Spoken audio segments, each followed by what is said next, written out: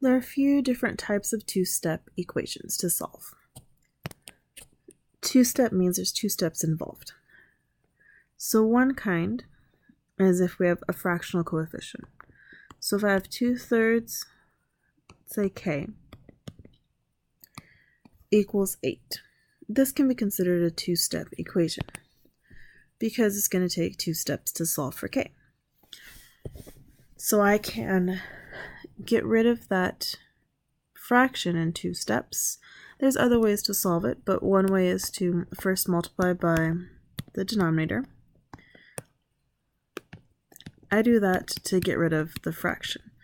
And now I can visualize the equation without the fraction and solve for k. So the next step would be to divide.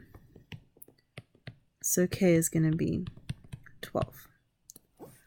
To check, I would plug my answer back into the original equation. So the original equation was 2/3 k, so we'll do 2/3 of 12, and check if that equals 8.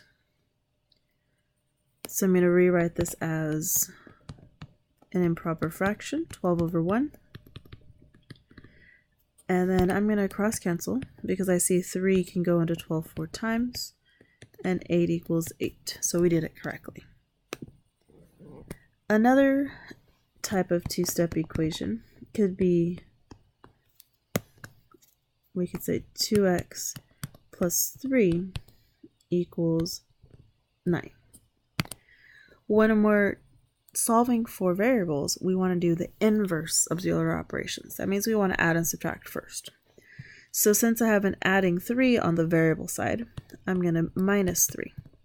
And I have to do it to both sides of the equation.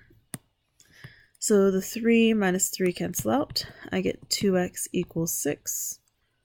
From here, the 2x means multiply, so inverse would be divide, and x is going to be 3. To check, I'm going to plug in 3 into my original equation. So 2 times 3 minus 3, check if that equals 9.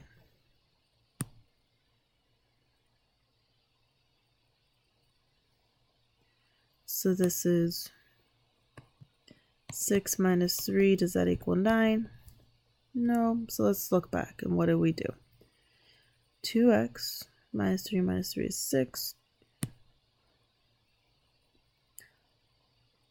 Oh, I put the wrong symbol.